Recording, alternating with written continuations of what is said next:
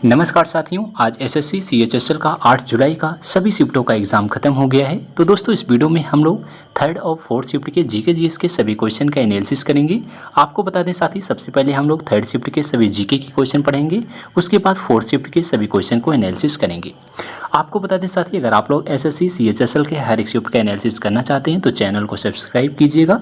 यहाँ आपको daily complete चारों शिफ्टों का एनालिसिस कराया जाता है।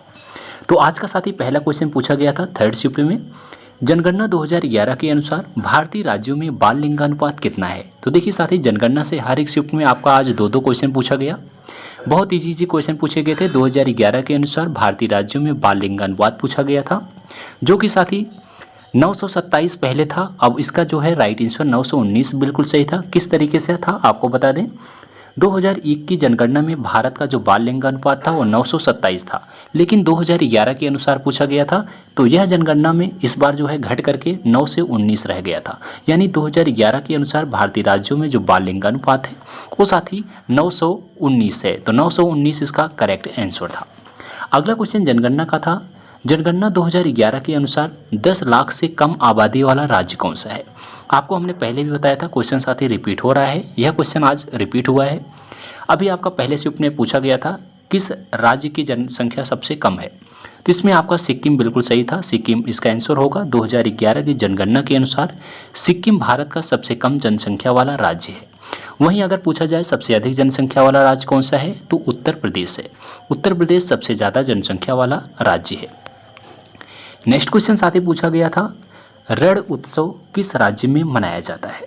तो देखिए रण उत्सव पूछा गया था, जो कि साथी गुजरात इसका राइट आंसर था, क्योंकि रण उत्सव हर साल गुजरात पर्यटन द्वारा नवंबर के अंत से नए साल के फरवरी तक मनाया जाता है। कब मनाया जाता है, देखिए नवंबर के अंत से फरवरी तक यह उत्सव मनाया जाता है। कहाँ मनाया जाता है, गुजरात में मनाया जाता है। अगला क्वेश्चन पूछा गया था, बुद्ध इंटरनेशनल सर्किट कहाँ स्थित है। तो देखिए साथी, बुद्ध इंटरनेशनल सर्किट की बात करें तो बुद्ध इंटरनेशनल सर्किट एक भारतीय मोटर रेसिंग सर्किट है, जो उत्तर प्रदेश के ग्रेटर नोएडा के पास दनकौर में स्थित है। तो इसका जो राइट आंसर आपका था, अगर आपके ऑप्शन में ग्रेटर नोएडा दिया गया होगा तो इसका करेक्ट आंसर होगा। अगर राज्य पूछा गया होगा तो राज्य आपका उत्तर प्रदेश के ग्रेटर नोएडा के दनकौर में स्थित है। इसको याद रखिएगा। अगला क्वेश्चन पूछा गया था, दक्षिण भारत के शास्त्रीय संगीत को क्या कहा जाता है। मोस्ट इंपॉर्टेंट क्वेश्चन है। दक्षिण भारत का संगीत कर्नाटक संगीत के नाम से जाना जाता है। इसका जो करेक्ट आंसर था कर्नाटक संगीत बिल्कुल सही था। अगला क्वेश्चन पूछा गया था, कौन सा ग्रह सूर्य के सबसे नज़दीक है। तो देखिए साथी, बुध ग्रह जो है सूर्य के सबसे निकटतम ग्रह माना जाता है। तो इसका करेक्ट आंसर बुध बिल्कुल सही था। अगला क्वेश्चन था, 5वें संविधान संशोधन के तहत किस अनुच्छेद को संशोधित किया गया था। आपका अनुच्छेद पूछा था, अनुच्छेद 5 इसका करेक्ट आंसर था। अनुच्छेद 5 के मुताबिक भारत का नागरिक बनने के लिए संविधान में बताए गए मानदंडों को पूरा करना होता है। तो इसका करेक्ट आंसर आपका अनुच्छेद 5 बिल्कुल सही था। अगला क्वेश्चन पूछा गया था, 1857 की क्रांति के दौरान चिनहट के युद्ध में ब्रिटिश के विरुद्ध लड़ने वाले विद्रोही का नाम क्या था। तो देखिए साथी, 30 जून को बरकत अहमद ने अपने कमांडर के रूप में अहमदुल्लाह शाह के साथ 5000 सैनिकों में से एक सबसे शक्तिशाली विद्रोही सेना का नेतृत्व किया था। तो साथी यहाँ पर पूछा गया था उसके विरुद्ध लड़ने वाले विद्रोही का नाम। तो इसमें इसका विद्रोही जो था साथी, ये जो है अहमदुल शाह के साथ ये जो है लड़ाई हुई थी। तो लखनऊ के बाहर चिनहट के हेनरी लॉरेंस के खिलाफ यह जो है लड़ाई की गई थी। तो हेनरी लॉरेंस इसका करेक्ट आंसर था। नेक्स्ट क्वेश्चन आया था, एकाहारी किस भारतीय शास्त्रीय नृत्य शैली के एकल कलाकार हैं। तो देखिए एकाहारी की बात करें तो ये जो है भरतनाट्यम नृत्य शैली के कलाकार हैं। तो भरतनाट्यम इसका करेक्ट आंसर होगा। एक क्वेश्चन पूछा गया था, जंतर जैसे स्ट्रिंग वाद्य यंत्र किस राज्य में सर्वव्यापी हैं। इसका आंसर साथी नहीं मिल पाया था। अगर आप लोग को इसका आंसर पता था कमेंट में बताइएगा कि ऑप्शन में कौन कौन से इसमें ऑप्शन दिया गया था। नेक्स्ट क्वेश्चन आपका पूछा गया था, NNP क्या है। जो कि देखिए साथी, NNP की अगर हम बात करते हैं, नेट नेशनल प्रोडक्ट की बात करें, ये क्या है तो इसका फुल फॉर्म याद रखिएगा। NNP का फुल फॉर्म होता है नेट नेशनल प्रोडक्ट। तो अगर हम बात करें यह क्या है, तो यह राष्ट्रीय आय है। यदि हम एनएनपी और कुल जनसंख्या को जानते हैं तो हम किसी देश के प्रति व्यक्ति आय पा सकते हैं। तो इसमें देश के प्रति आय को ज्ञात किया जाता है एनएनपी के द्वारा। अगला क्वेश्चन आया था, ग्रीष्मकालीन और शीतकालीन ओलंपिक आयोजनों के मध्य कितने वर्षों का अंतर होता है? तो देखिए, ग्रीष्मकालीन और शीतकालीन ओलंपिक होता है जब, तो उसके बीच 2 वर्ष का अंतर होता है। तो 2 वर्ष इसका करेक्ट आंसर था। नेक्स्ट क्वेश्चन था, धर्म, वंश, जाति, लिंग या जन्म स्थान के आधार पर भेदभाव का निषेध भारतीय संविधान में मौलिक अधिकारों के किस श्रेणी के तहत आता है? तो यह जो है समानता के अधिकार के तहत आता है। तो समानता का अधिकार इसका करेक्ट आंसर था। नेक्स्ट क्वेश्चन पूछा गया था, पहली महिला कौन थी जिसने हॉकी के लिए अर्जुन पुरस्कार जीता था? तो देखिए साथी, डी सूजा इसका करेक्ट आंसर था। डी सूजा ने 1953 में पहले अंतर्राष्ट्रीय महिला हॉकी टूर्नामेंट में भारत का प्रतिनिधित्व किया। 1961 में टीम का नेतृत्व किया। स्टेफी डी सूजा भारत सरकार द्वारा प्रस्तुत अर्जुन पुरस्कार जीतने वाली पहली महिला बनी थी। तो कौन बनी थी? स्टेफी डी सूजा बनी थी। तो इसका आंसर डी सूजा आपका करेक्ट आंसर था।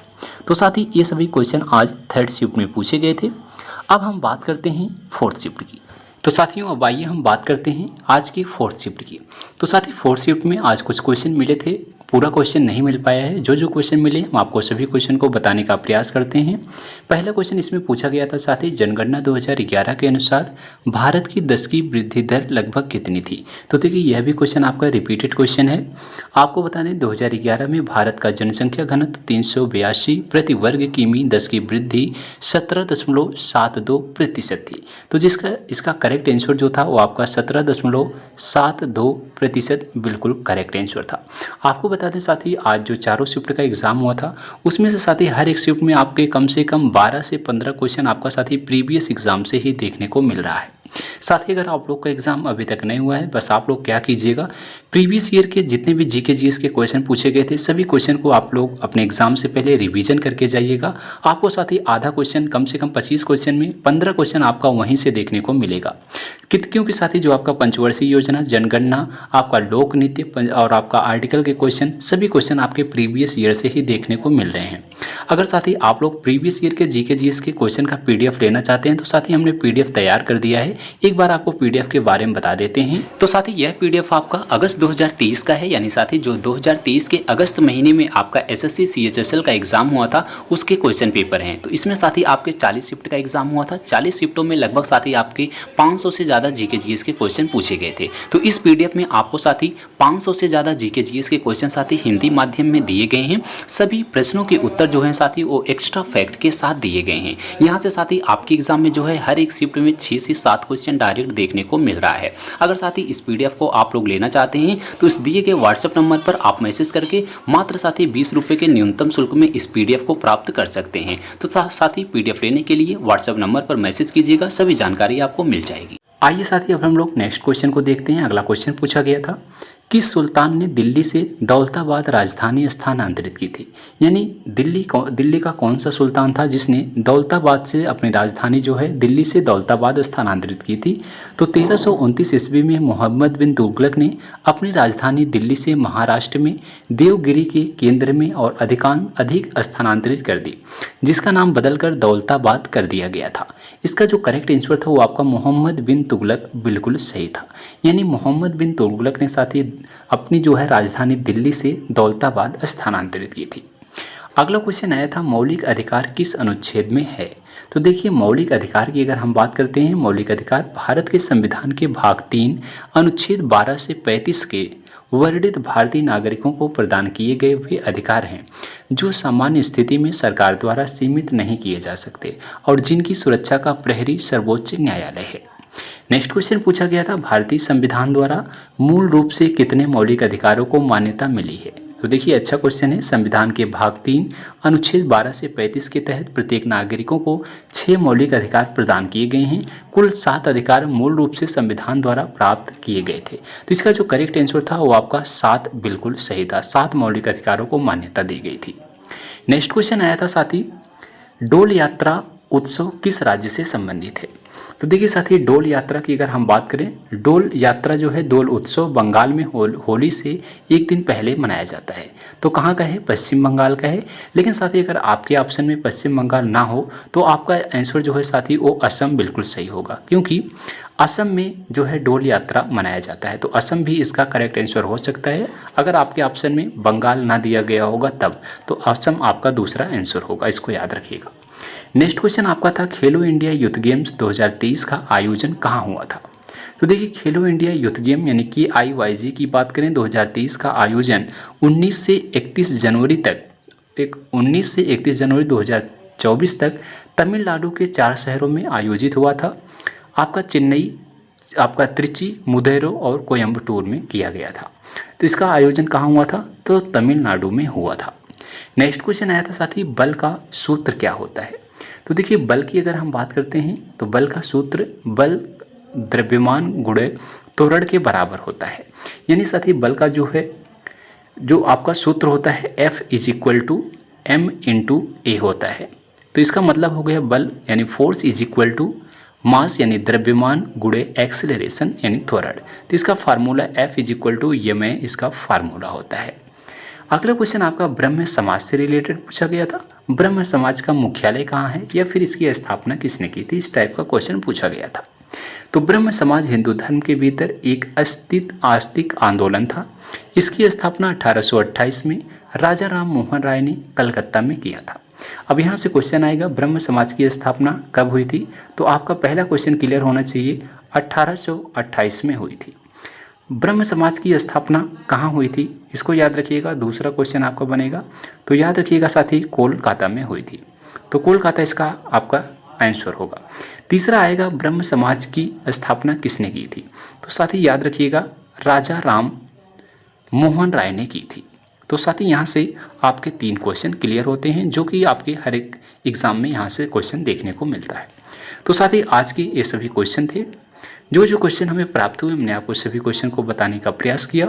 साथ ही अगर आप लोगों को PDF चाहिए प्रीवियस एग्जाम के GK GS की, तो आप लोग को डिस्क्रिप्शन में नंबर दिया गया है, आप लोग उस नंबर पर व्हाट्सएप मैसेज कीजिएगा, सभी जानकारी आपको मिल जाएगी। अगर आप लोग SSC CHSL के हर एक शिफ्ट का इसी तरह से एनालिसिस करना चाहते हैं तो चैनल को सब्सक्राइब कीजिएगा। मिलते हैं साथ ही अगली वीडियो में, तब तक के लिए जय हिंद, जय भारत।